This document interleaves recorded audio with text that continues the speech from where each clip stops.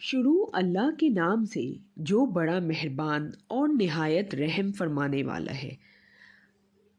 آج آپ کے سامنے جو واقعہ پیش کیا جا رہا ہے یہ ایک چرواہے کا ہے جس نے اپنی زندگی میں نہ کبھی نماز پڑھی اور نہ روزہ رکھا، لیکن پھر بھی اسے حضور پاک صلی اللہ علیہ وآلہ وسلم نے جنت کی بشارت دی۔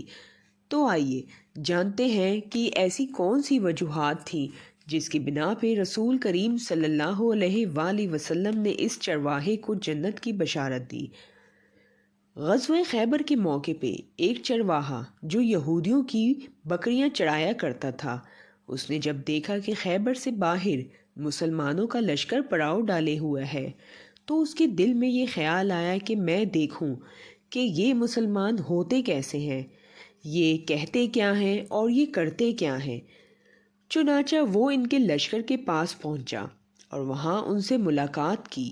اور پوچھا کہ تمہارے سردار کہاں ہیں، جس پہ صحابہ رضی اللہ تعالی عنہ نے فرمایا کہ ہمارے حضور صلی اللہ علیہ وآلہ وسلم اس خیمے میں موجود ہیں۔ صحابہ کرام کی اس بات پہ اسے یقین نہ آیا کہ اتنے بڑے سردار بھلا اس معمولی سے خیمے میں کیوں بیٹھیں گے۔ اس کے ذہن میں یہ بات آئی کہ وہ اتنے بڑے سردار ہونے کے باوجود ایسے کیسے اس خیمے میں بیٹھے ہوں گے جو کھجور کے پتوں کی چٹائی سے بنا ہوا ایک خیمہ تھا۔ چنانچہ وہ آپ صلی اللہ علیہ وآلہ وسلم سے ملاقات کے لیے خیمے کی جانب بڑھا۔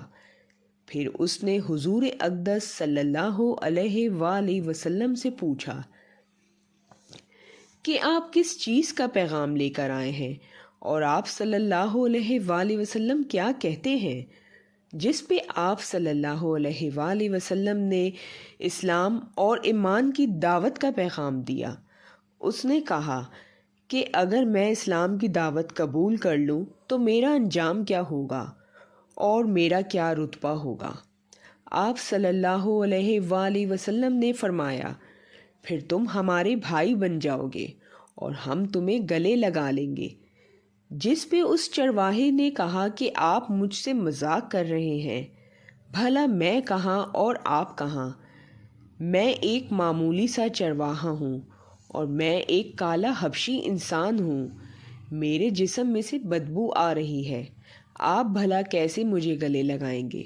جس پہ آپ صلی اللہ علیہ وآلہ وسلم نے فرمایا، ہم تمہیں ضرور گلے لگائیں گے اور تمہارے جسم کی سیاہی کو اللہ تعالیٰ سفیدی میں تبدیل کر دیں گے اور تمہارے جسم سے اٹھنے والی بدبو کو خوشبو میں تبدیل کر دیں گے۔ یہ بات سن کر وہ چرواہا فوراً مسلمان ہو گیا اور فوراً کلمہ شہادت پڑھ لیا اور آپ صلی اللہ علیہ وآلہ وسلم سے کہا کہ یا رسول اللہ صلی اللہ علیہ وآلہ وسلم، اب میں کیا کروں؟ آپ صلی اللہ علیہ وآلہ وسلم نے فرمایا، تم ایسے وقت پہ ایمان لائے ہو کہ اس وقت نہ کوئی نماز کا وقت ہے اور نہ روزے کا زمانہ اور نہ تم پہ زکوٰۃ فرض ہے۔ اس وقت جو عبادت کی جا رہی ہے وہ تلوار کی چھاؤں میں انجام دی جاتی ہے، وہ ہے جہاد فی سبیل اللہ۔ اس پر اس چرواہے نے کہا کہ یا رسول اللہ صلی اللہ علیہ وآلہ وسلم، میں اس جہاد میں شامل ہو جاتا ہوں، لیکن جہاد میں ہر شخص کے لیے دو صورتیں ہوتی ہیں، یا غازی یا شہید۔ اگر میں جہاد میں شہید ہوا تو آپ صلی اللہ علیہ وآلہ وسلم میری کوئی ضمانت دیں گے؟ حضور پاک صلی اللہ علیہ وآلہ وسلم نے فرمایا کہ میں اس بات کی ضمانت دوں گا کہ اگر تم جہاد میں شہید ہو گئے تو اللہ تعالیٰ تمہاری بخشش فرما دے گا اور تمہیں جنت میں جگہ دے گا اور تمہارے جسم کی بدبو کو خوشبو میں تبدیل فرما دیں گے اور سیاہی رنگ کو سفیدی میں۔ حضور پاک صلی اللہ علیہ وآلہ وسلم نے پھر فرمایا، کیونکہ تم یہودیوں کی بکریاں چرا رہے تھے اور یہاں تک آئے ہو، تمہارے پاس ان کی بکریاں امانت ہیں، تم جاؤ اور انہیں لوٹا دو، کیونکہ مسلمان کسی کی امانت میں خیانت نہیں کرتے۔ جیسے کہ آپ جانتے ہیں کہ جن کے ساتھ جہاد ہو ان کا مال غنیمت ہوتا ہے، لیکن چرواہا بکریاں معاہدے پہ لے کر آیا تھا